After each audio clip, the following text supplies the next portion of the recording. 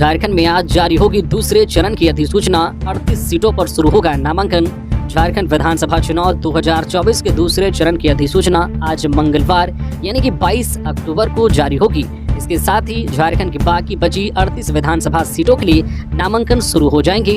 इन 38 सीटों में 3 अनुसूचित जाति के लिए आरक्षित हैं, तो 8 अनुसूचित जनजाति के लिए। दूसरे चरण की अधिसूचना जारी होने के बाद नामांकन का दौर शुरू हो जाएगा।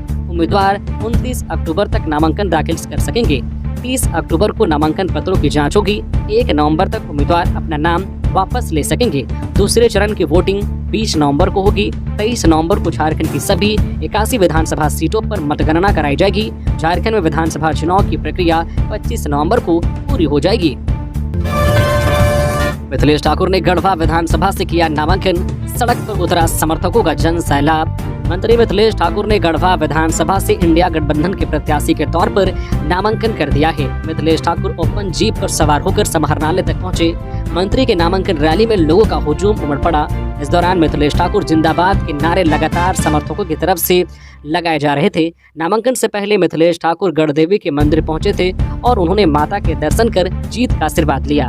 बता दें कि गढ़वा में इस बार त्रिकोणीय मुकाबला होने जा रहा है। बीजेपी की तरफ से सत्येंद्र तिवारी मैदान में होंगे, वहीं निर्दलीय से गिरिनाथ सिंह भी चुनावी रन में होंगे। बता दें कि मुख्यमंत्री हेमंत सोरेन भी मिथिलेश ठाकुर के नामांकन में शामिल होने वाले थे, लेकिन रांची में उनकी राजद नेता तेजस्वी यादव और माले के नेताओं के साथ बैठक थी। इस वजह से वह नामांकन में नहीं पहुंचे। हालांकि बाद में उन्होंने गढ़वा पहुंचकर जनसभा में शामिल हुए।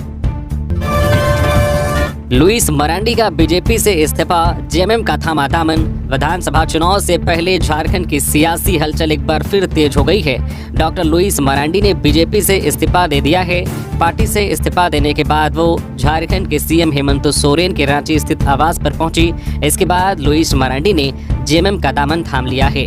उनके साथ बीजेपी नेता और पूर्व विधायक कुणाल सांडगी ने भी जेएमएम का दामन थामा है।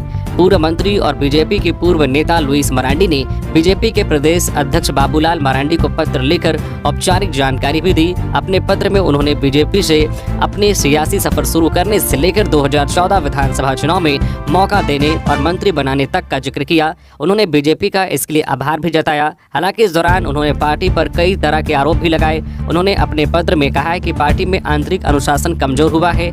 पार्टी में निष्ठावान और विश्वासी कार्यकर्ताओं को दरकिनार किया जा रहा है। हेमंत सोरेन की सीट बंटवारे से माले नाराज, जेएमएम को दिया अल्टीमेटम, कहा अकेले लड़ सकते हैं चुनाव। राजद की तरह भाकपा माले भी हेमंत सोरेन की सीट बंटवारे से नाराज है। माले ने प्रेस कॉन्फ्रेंस कर झामुमो को 24 घंटे का अल्टीमेटम दिया है। माले नेताओं ने कहा कि हमने अपनी बात महागठबंधन के सामने रखी है, नहीं माना गया तो माले स्वतंत्र रूप से चुनाव लड़ेगा। भाकपा ने कहा है कि हमारी कोशिश है कि भाजपा को हराने के लिए महागठबंधन के सभी दल एक साथ लड़े। भाकपा ने कहा है कि 13 सीटों पर हमारी ठोस तैयारी है, लेकिन भाजपा को हराने के लिए हम समझौता कर सकते हैं। हमने झामुमो से सिर्फ 8 सीटें मांगी हैं। इनमें पांकी, मांडू, झरिया, सिंदरी, निरसा, बगोदर, धनवार व जमुआ सीट शामिल हैं। भाकपा माले ने कहा है कि हम किसी भी हालत में महागठबंधन में 5 सीटों से कम पर समझौता नहीं करेंगे। इनमें सिंदरी, निरसा, बगोदर, धनवार व जमुआ सीट शामिल हैं। चुनाव आयोग ने जेएमएम के आरोपों को बताया बेबुनियाद, कहा सोच समझकर तय किया है वोटिंग का समय। चुनाव आयोग ने कहा है कि जेएमएम की ओर से ग्रामीण क्षेत्रों में तय किए गए वोटिंग के समय को लेकर जो आपत्ति की गई है वो गलत है। मोर्चा के आरोपों पर मुख्य निर्वाचन अधिकारी ने कहा है कि झारखंड मुक्ति मोर्चा द्वारा ग्रामीण क्षेत्रों में मतदान के कम समय को लेकर लगाए गए आरोप निराधार और तथ्यहीन हैं। प्रचार अभियान का नेतृत्व करेंगे शिबू सोरेन। हेमंत सोरेन और कल्पना सोरेन समेत 33 स्टार प्रचारकों के लिए झामुमो ने निर्वाचन आयोग से मांगी स्वीकृति। विधानसभा चुनाव के लिए जेएमएम ने अपना स्टार प्रचारक तय कर लिया है।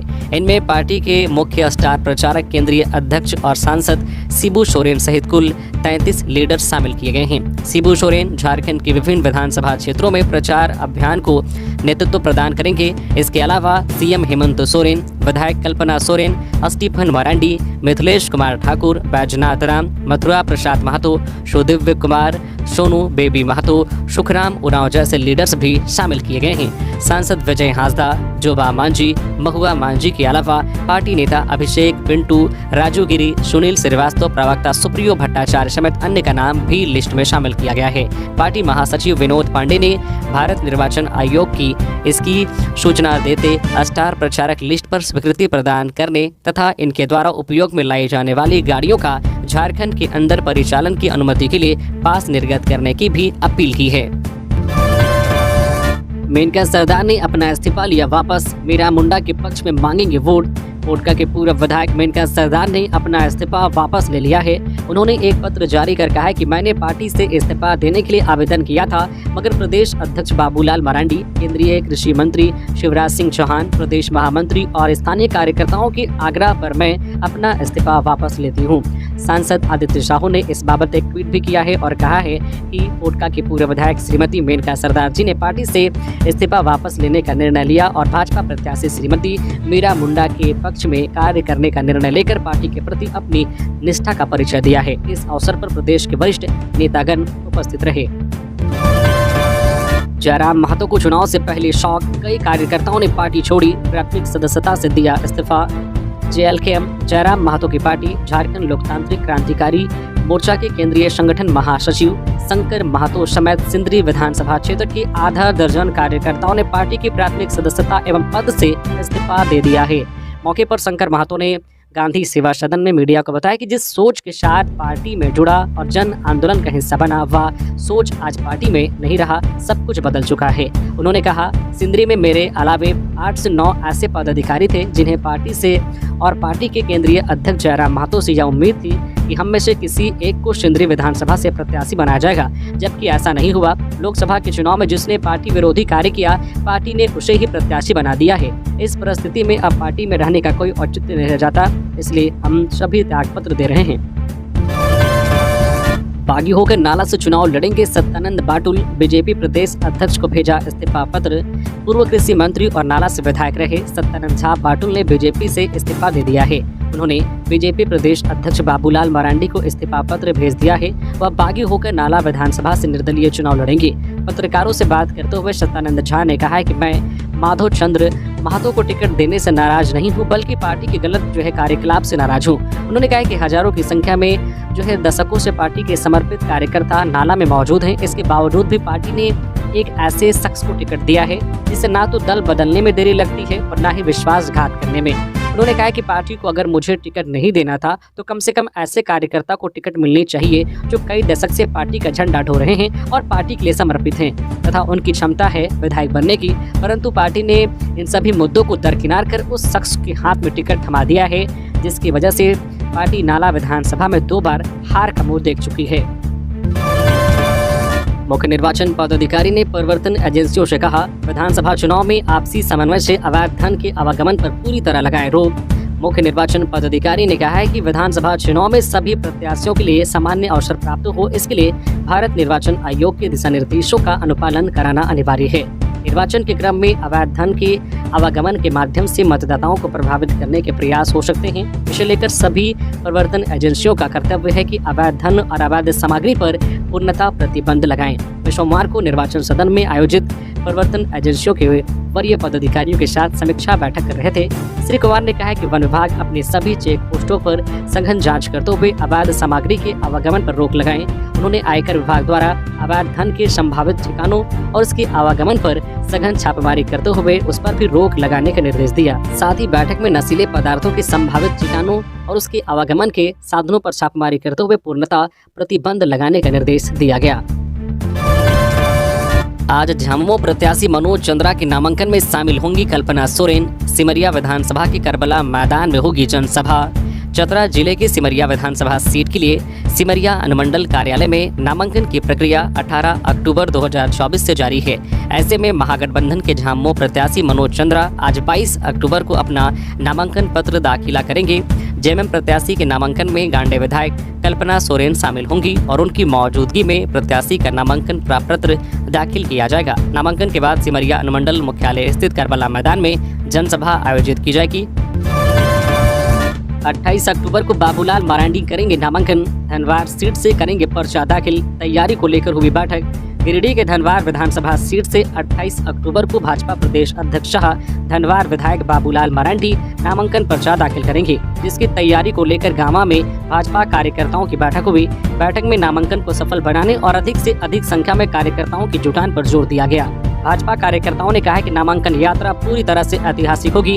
गाजे बाजे के साथ हजारों कार्यकर्ताओं की भागीदारी सुनिश्चित की गई है और सभी तैयारियां पूरी हो चुकी है। इस विशाल नामांकन यात्रा से भाजपा कार्यकर्ताओं में जबरदस्त उत्साह है, कहा कि धनवार विधानसभा पर पूरे झारखंड की निगाहें टिकी हुई है, इसलिए सभी कार्यकर्ता मिलकर रिकॉर्ड मतों से जीत दिलाने का काम करेंगे।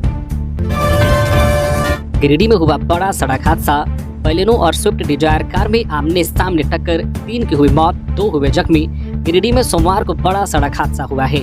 यहाँ गिरिडीह टुंडी धनबाद पथ पर पंडरी के पास बलेनो और स्विफ्ट डिजायर कार की आमने सामने टक्कर में 3 लोग की मौत हो गई, जबकि 2 लोग घायल बताए जा रहे हैं। घटना की सूचना मिलने के बाद मौके पर पहुंची ताराटांड़ थाना पुलिस ने शव को कब्जे में लेने के साथ गंभीर रूप से घायल हुए लोगों को बेहतर इलाज के लिए सदर अस्पताल भेज दिया। मृतकों में 2 यूपी के देवरिया जिला के रहने वाले हैं, उनका नाम कैलाश सिंह और सुरेश सिंह है। वही तीसरा व्यक्ति बोकारो का राजीव रंजन सिंह है। जानकारी के अनुसार स्विफ्ट डिजायर धनबाद से गिरिडीह की ओर जा रही थी, वही गिरिडीह से धनबाद की ओर जा रहे बलेनो कार से स्विफ्ट डिजायर की आमने सामने टक्कर हो गई, जिसमें स्विफ्ट डिजायर में बैठे 3 लोगों की घटनास्थल पर ही मौत हो गई, जबकि बलेनो में सवार पति पत्नी गंभीर रूप से घायल हो गए। कार पर सवार सभी लोग धनबाद से गिरिडीह होते हुए देवघर जा रहे थे।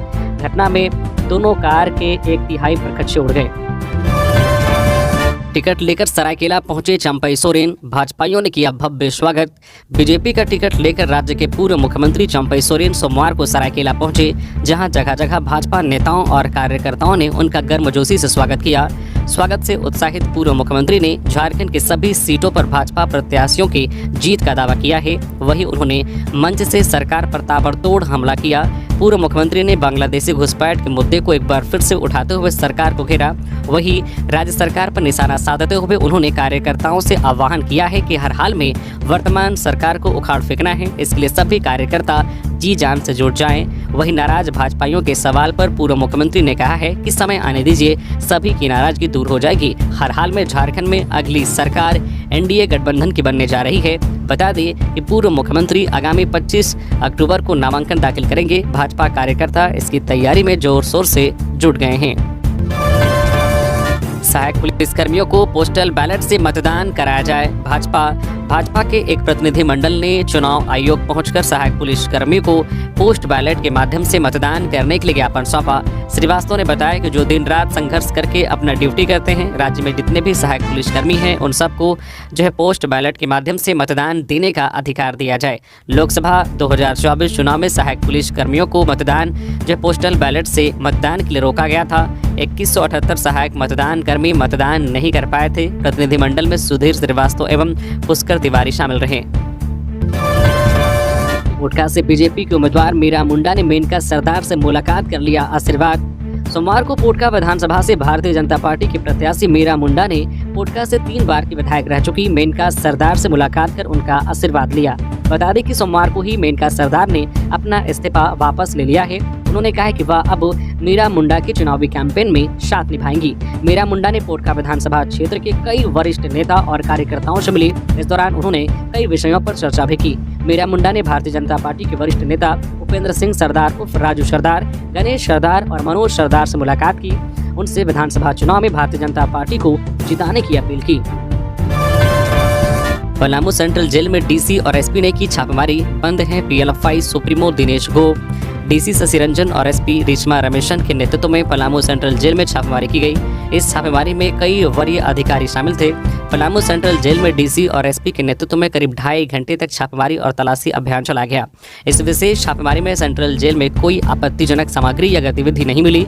इस छापेमारी के दौरान नगर आयुक्त जावेद हुसैन और सदर एसडीएम सुलोचना मीना भी शामिल थी। पलामू सेंट्रल जेल में करीब 1020 विचाराधीन और सजाए-फता कैदी बंद हैं। पीएलएफआई सुप्रीमो दिनेश गोप को भी हाल ही में पलामू सेंट्रल जेल में स्थानांतरित किया गया है। पलामू सेंट्रल जेल में कई बड़े नक्सली और गंभीर अपराधों के आरोपी बंद हैं।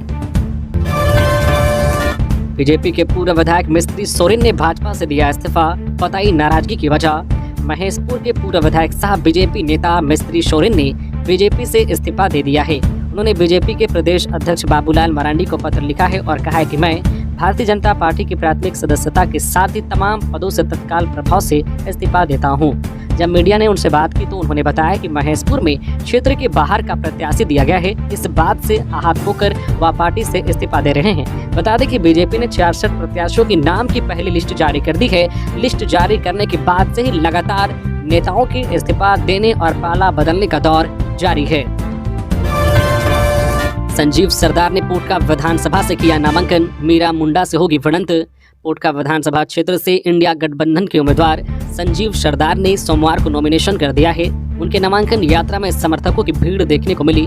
नामांकन से पहले उन्होंने मंदिर में भगवान के सामने माथा टेका और जीत का आशीर्वाद लिया है। बता दें कि संजीव सरदार के सामने भाजपा की प्रत्याशी मीरा मुंडा होंगी। मीरा मुंडा ने अभी तक नामांकन नहीं किया है। मालूम हो कि संजीव सरदार वर्तमान में भी पोटका के विधायक हैं। सीट शेयरिंग और प्रत्याशी चयन किचकिच से दूर, कल्पना उतरी चुनावी समर में। सीट शेयरिंग और प्रत्याशी चयन के किचकिच से दूर सीएम हेमंत सोरेन की पत्नी कल्पना सोरेन चुनावी समर में उतर चुकी है। कल्पना का चुनावी अभियान 19 अक्टूबर से ही शुरू हो चुका है। 19 को कल्पना बोकारो और गिरिडीह दौरे पर रही। अभी तक इंडिया गठबंधन के किसी भी पार्टी ने आधिकारिक रूप से किसी भी प्रत्याशी का ऐलान नहीं किया है, मगर कल्पना अपने अभियान में जुट गई है। इधर 21 अक्टूबर को कल्पना ने डुमरी बोकारो में 3 चुनावी सभा को संबोधित किया। इस दौरान पार्टी के तय प्रत्याशी भी कल्पना के साथ नजर आ रहे हैं। साथ में मंत्री बेबी देवी इनका साथ दे रही है। अजय कुमार सिंह बने झारखंड के नए डीजीपी। चुनाव आयोग ने 3 आईपीएस अधिकारियों के पैनल में से चुना। निर्वाचन आयोग ने झारखंड कैडर के वरिष्ठतम आईपीएस अधिकारी अजय कुमार सिंह को सोमवार को राज्य का नया पुलिस महानिदेशक डीजीपी नियुक्त किया। सूत्रों ने यह जानकारी दी। आयोग ने अनुराग गुप्ता को झारखंड के कार्यवाहक डीजीपी पद से हटाने के कुछ दिन बाद यह कदम उठाया है। सिंह 1989 बैच के भारतीय पुलिस सेवा के अधिकारी हैं। उन्हें 3 आईपीएस अधिकारियों के पैनल में से चुना गया है, जिनके नामों की सिफारिश राज्य सरकार ने की थी। अल्टीमेटम दिया है। रांची पहुंचे रघुवर दास। एयरपोर्ट पर बीजेपी नेताओं ने किया स्वागत। भाजपा प्रदेश कार्य समिति सदस्य संजय कुमार जायसवाल के नेतृत्व में भगवान बिरसा मुंडा हवाई अड्डे पर पूर्व मुख्यमंत्री व ओडिशा के राज्यपाल रघुवर दास का स्वागत किया गया। बिरसा मुंडा एयरपोर्ट पर भाजपा प्रदेश कार्य समिति सदस्य संजय कुमार जायसवाल ने अंग वस्त्र देकर रघुवर दास का स्वागत किया। राज्यपाल रघुवर दास एयरपोर्ट से सड़क मार्ग से जमशेदपुर के लिए रवाना हुए। झारखंड विधानसभा चुनाव में आएगी अर्धसैनिक बल की 119 कंपनी, 11,000 जवान रहेंगे तैनात। झारखंड में विधानसभा चुनाव की तारीखों की घोषणा हो चुकी है। इसके साथ ही चुनाव की तैयारियां भी शुरू हो गई है। इस बार राज्य में 2 चरणों में चुनाव होगा, जिसमें चुनाव का पहला चरण 13 नवंबर और दूसरा चरण 20 नवंबर को संपन्न होगा। वहीं इसके परिणाम 23 नवंबर को आएंगे। झारखंड पुलिस भी चुनाव की तैयारियों में जुटी हुई है, ताकि नक्सल प्रभावित क्षेत्रों में भी शांतिपूर्ण तरीके से मतदान हो सके। इसके लिए विधानसभा चुनाव के दौरान अर्धसैनिक बलों की 119 कंपनी झारखंड में तैनात होगी, जिनमें 11,000 जवान रहेंगे। इनमें से 91 अर्धसैनिक बल की कंपनियां झारखंड आ चुकी है। आपको बता दें कि झारखंड पुलिस ने सुरक्षा व्यवस्था को लेकर चुनाव आयोग से 590 कंपनी अर्धसैनिक बल की मांग की थी। इंडिया गठबंधन में फाइनली बन गई आरजेडी के बाद 6 सीटों पर बनी सहमति, 1 पर बातचीत जारी। बड़ी खबर झारखंड के चुनावी रण में सीट शेयरिंग के झमेले में फंसे इंडिया गठबंधन को लेकर है। प्रदेश में खुद को 22 सीटों पर मजबूत बता रही लालू यादव की पार्टी सम्मानजनक सीटों की मांग पर अड़ी हुई थी। मामला ऐसा उलझा कि लगातार प्रेस कॉन्फ्रेंस का समय देकर राजद उसे कैंसिल कर रही थी। वहीं सोमवार को राजद को सीएम हाउस से बुलावा आया और अब सीएम हेमंत और तेजस्वी की मुलाकात में राजद की बात बन गई है। राजद के सूत्रों के मुताबिक इंडिया गठबंधन में राजद को फाइनली 6 सीटें आगामी विधानसभा चुनाव में लड़ने के लिए मिल गई है। वहीं 1 और सीट पर बातचीत जारी है। राजद आगामी विधानसभा चुनाव में गोड्डा, देवघर, कोडरमा, चतरा, छतरपुर, हुसैनाबाद सीट पर चुनाव लड़ेगा। वहीं विश्रामपुर सीट पर बातचीत जारी है। भ्रामक खबर को लेकर चुनाव आयोग पहुंची भाजपा का एक प्रतिनिधिमंडल सुधीर श्रीवास्तव के नेतृत्व में चुनाव आयोग पहुंचकर कई दिनों से एक फेक न्यूज को रोकने के लिए ज्ञापन दिया। श्रीवास्तव ने बताया कि कई दिनों से सोशल मीडिया पर एक झूठी खबर फैल रही है कि जो अपने मोबाइल से किसी पार्टी का प्रचार करेगा उसका मोबाइल जब्त कर लिया जाएगा, उसके खिलाफ कार्रवाई होगी। यह वायरल खबर अखबार की कटिंग के रूप में वायरल हो रही है। श्रीवास्तव ने बताया कि चुनाव आयोग ने ऐसा कोई आदेश नहीं दिया है कि मोबाइल से किसी पार्टी के पक्ष में चुनाव प्रचार करने पर उनका मोबाइल जब्त कर लिया जाएगा। वायरल खबर की प्रति जब मुख्य निर्वाचन पदाधिकारी को दी तब मुख्य निर्वाचन पदाधिकारी ने तत्काल मामले पर संज्ञान लेते हुए जांच के आदेश दिए हैं। विश्रामपुर से चुनाव लड़ने की खबर अफवाह, गिरिनाथ बोले गढ़वा से 24 नवंबर को करेंगे नामांकन। राजद के वरिष्ठ नेता गिरिनाथ सिंह ने मीडिया से बात करते हुए कहा कि वह किसी भी कीमत में गढ़वा छोड़कर किसी दूसरे सीट से चुनाव नहीं लड़ेंगे। उन्होंने कहा कि वह 24 नवंबर को नामांकन भी करेंगे। गिरिनाथ सिंह ने कहा कि वह लंबे समय से गढ़वा से चुनाव लड़ रहे हैं और यहां से कई बार विधायक भी रहे हैं। इस बार जनता का मिजाज पूरी तरह मेरे साथ है। आपको बता दें कि मीडिया ने सूत्रों के हवाले से यह खबर चलाई थी कि इंडिया गठबंधन में विश्रामपुर सीट राजद के कोटे में जाने की जानकारी है। ऐसे में गिरिनाथ सिंह विश्रामपुर से राजद के उम्मीदवार हो सकते हैं, लेकिन गिरिनाथ सिंह ने इसे सिरे से नकार दिया है और कहा है कि किसी भी कीमत पर विश्रामपुर चुनाव लड़ने नहीं जाएंगे। धनबाद में हुआ बाइक चोर गिरोह का भांडाफोड़, 4 अपराधी गिरफ्तार। धनबाद पुलिस ने एक बड़ी सफलता हासिल करते हुए बाइक चोर गिरोह का भांडाफोड़ किया है। इसके साथ ही पुलिस ने 4 अपराधियों को भी गिरफ्तार किया है। पुलिस ने छापेमारी के दौरान चोरी हुई 8 बाइक देवघर से और 2 बाइक दुमका जिले से बरामद की है। इस मामले की जानकारी सिटी एसपी अजीत कुमार ने दी। बासुकीनाथ बाजार पे आगलगी से करोड़ों का नुकसान, पीड़ित दुकानदारों ने की मुआवजे की मांग। बासुकीनाथ मुख्य बाजार चौड़ी गली में भीषण आगलगी की घटना में स्थानीय लोगों की दुकान सहित पूरा सामान जलकर राख हो गया है, जिसकी जांच और मुआवजे की मांग लोगों द्वारा की जा रही है। जिसकी जांच के लिए अनुमंडलीय पदाधिकारी कौशल कुमार और उपायुक्त दुमका मौके पर पहुंचे लोगों को राहत देने के लिए स्थानीय प्रशासन को निर्देश भी दिए। बासुकीनाथ बाजार व चौड़ी गली अग्निकांड का जायजा लेने डीसी अंजने युल्लू दौडे बासुकीनाथ पहुंचे। पीड़ित दुकानदारों ने जिला प्रशासन से मुआवजे की मांग की। डीसी ने कहा कि सभी पीड़ित दुकानदारों को उचित मुआवजा देने के लिए जो है नियम के अनुसार काम करने का प्रयास किया जा रहा है। बिजली विभाग से बिना विद्युत कनेक्शन लिए बिजली उपयोग कोई नहीं करे, इसे सुनिश्चित करने तथा बिजली खंभे पर झूल रहे तार को हटाने का निर्देश दिया गया। जेल से ही सुभाष यादव लड़ेंगे चुनाव, राजद की टिकट पर कोडरमा से होंगे उम्मीदवार। राजद नेता सुभाष यादव जेल से ही चुनाव लड़ेंगे।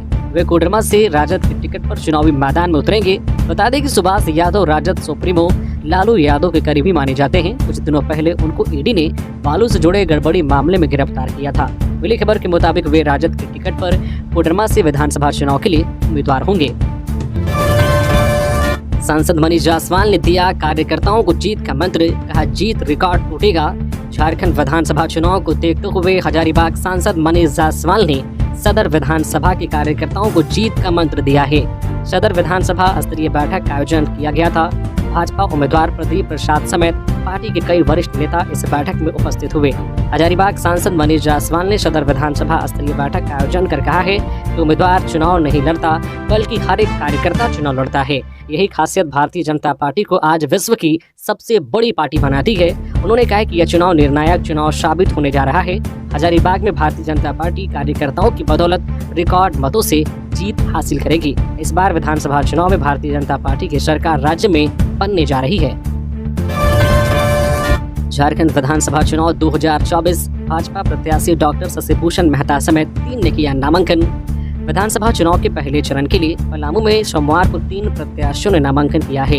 तीनों नामांकन पांकी विधानसभा क्षेत्र के लिए हुआ है। भाजपा प्रत्याशी शाह, पांकी विधायक डॉक्टर शशिभूषण मेहता, बच्चन सिंह और सुमित कुमार ने नामांकन किया है। नामांकन दाखिल करने के बाद पांकी विधानसभा से भाजपा प्रत्याशी डॉक्टर शशिभूषण मेहता ने कहा है कि झारखंड की हेमंत सरकार लूट खसोट को मचाए हुए थी। हेमंत सरकार ने एक भी वादे पूरे नहीं किए। बेरोजगारों को रोजगार नहीं मिला, वही अन्य वर्गों को भी सम्मान नहीं मिला। उन्होंने पार्टी के शीर्ष नेतृत्व ने उन पर विश्वास जताने के लिए आभार किया है। वही डाल्टनगंज विधानसभा, विश्रामपुर विधानसभा, छतरपुर विधानसभा और हुसैनाबाद विधानसभा से किसी भी प्रत्याशी ने नामांकन नहीं किया है। बता दें कि पहले चरण के चुनाव के लिए नामांकन की प्रक्रिया 25 अक्टूबर तक चलेगी। बीजेपी पर परिवारवाद के आरोपों पर बोले हेमंता, जेएमएम ने पति पत्नी और भाई तक को बनाया है उम्मीदवार। सोमवार को एयरपोर्ट से निकलते हुए असम के मुख्यमंत्री और झारखंड के चुनाव सह प्रभारी हेमंता बिस्वा शर्मा ने प्रेस को संबोधित किया। इस दौरान हेमंता ने बीजेपी में हो रहे पाला बदल और पार्टी पर लग रहे परिवारवाद के आरोपों पर कहा है। उन्होंने कहा है कि पार्टी की सूची जारी होने के बाद झारखंड में यह इतिहास रहा है कि कुछ असंतुष्टि नजर आती है और कुछ इस्तीफे मिलते हैं। हमारे पास यही संकेत आ रहे हैं कि चुनाव को लेकर लोग बहुत उत्साहित हैं, ज़्यादा लोगों में असंतुष्टि नहीं है। शर्मा ने कहा कि लोग नामांकन के काम में लग गए हैं। थोड़ी बहुत जो लोगों में असंतुष्टि है वह स्वाभाविक है। जिनके भी मन में खेद और दुख है उनसे हम बात कर लेंगे। हर पॉलिटिकल पार्टी में टिकट अनाउंसमेंट के बाद 2 से 3 दिनों तक असंतुष्टि होती है, इसलिए मैं इसमें कोई भी टिप्पणी नहीं करूंगा। हिमंता बिस्वा शर्मा ने अपने संबोधन में प्रेस से कहा है कि अभी युद्ध की शुरुआत हो चुकी है। हमारा जो है मैनिफेस्टो है, हमारा संकल्प है, उसको लेकर हम जनता के बीच में जाएंगे और एनडीए को जनता विजयी बनाएगी। हमारा विश्वास है कि हमारा कोई परिवारवाद नहीं है। अर्जुन मुंडा चुनाव नहीं लड़ रहे हैं, इसलिए उनकी पत्नी को टिकट दिया गया है। उसी तरह रघुवर दास चुनाव नहीं लड़ेंगे, इस कारण उनकी बहू पूर्णिमा को टिकट मिला है। बिना जेएमएम का जिक्र किए हिमंता ने कहा है कि हमारी पार्टी में ऐसा नहीं है कि बीबी भी चुनाव लड़ रही है, पति भी चुनाव लड़ रहे हैं और उनका भाई भी चुनाव लड़ रहा है। ऐसा हमारी पार्टी में नहीं है। ईडी और सीबीआई बीजेपी के राजनीतिक एजेंट, हमारे लोगों को धमकाया जा रहा, गढ़वा में बोले हेमंत सोरेन। सीएम हेमंत सोरेन ने सोमवार को मंत्री मिथिलेश ठाकुर के नामांकन में गढ़वा पहुंचे।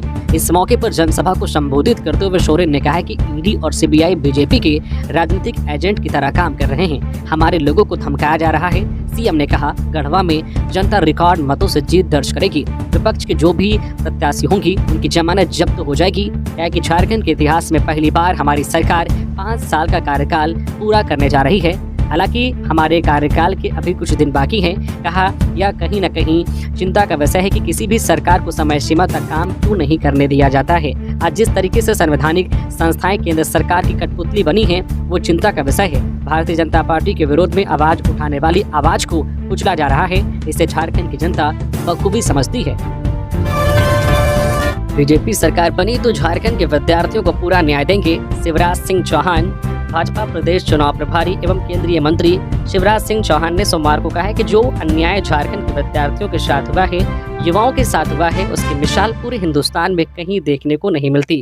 कहा कि इस सरकार में बार बार पेपर लीक, उसके पीछे भी षड्यंत्र, बच्चों के भविष्य के साथ खिलवाड़ किया गया है। कहा कि बच्चों ने बताया कि वर्षों से इंतजार कर रहे हैं, माता पिता पेट काट के इस आस में पढ़ाते हैं कि यह एग्जाम देंगे, सिलेक्ट होंगे और नौकरी करेंगे, और बार बार इन छात्रों के साथ धोखा किया गया। यहाँ भेदभाव नहीं हुआ, बेईमानी हुई है। अंधा बांटे रेवड़ी, चीन चीन के दे, इसलिए छात्र आक्रोशित हैं। भारतीय जनता पार्टी का संकल्प है विद्यार्थियों को, छात्रों को न्याय देने का। टीचर ने की हैवानियत की सारी हदें पार, 8 साल की छात्रा को अर्धनग्न कर किया गंदा काम। झारखंड के धनबाद से एक शर्मनाक खबर सामने आ रही है। यहाँ स्कूल के एक टीचर ने हैवानियत की सारी हदें पार करते हुए 8 साल की बच्ची के साथ अश्लील हरकतें की है। इस घटना से डरी मासूम बच्ची रोते बिलखते स्कूल से घर पहुंची और मां को सब कुछ बताया। इसके बाद आरोपी ने अपनी गलती मानी और भरी पंचायत में पैर पकड़कर माफी मांगी। वही घटना पर एक्शन लेते हुए पीड़ित के पिता ने थाना में शिकायत दर्ज कराई है। आरोपी शिक्षक की पहचान आदेश कुमार महतो के रूप में की गई है। पुलिस पूरे मामले की जांच कर आगे की कार्रवाई कर रही है। फ्लाइट्स में बम होने की अफवाह फैलाई तो हो सकती है उम्र कैद, नो फ्लाई लिस्ट में भी जाएंगे। आजकल विमानों में बम होने की धमकियां लगातार मिल रही है। इससे एयरपोर्ट अधिकारियों को बहुत परेशानी हो रही है। इन धमकियों की वजह से कभी फ्लाइट्स की इमरजेंसी लैंडिंग करानी पड़ती है तो कभी उड़ान से पहले घंटों तक जांच करनी पड़ती है। ऐसे मामलों को लेकर अब सरकार सख्त हो रही है। सोमवार को उड्डयन मंत्री राम मोहन नायडू ने कहा है कि अफवाह फैलाने वालों के खिलाफ कड़ी कार्रवाई होनी चाहिए और इसे एक गंभीर अपराध माना जाना चाहिए। साथ ही ऐसे लोगों को नो फ्लाई लिस्ट में डालकर उनकी उड़ान भरने पर हमेशा के लिए रोक लगाई जानी चाहिए।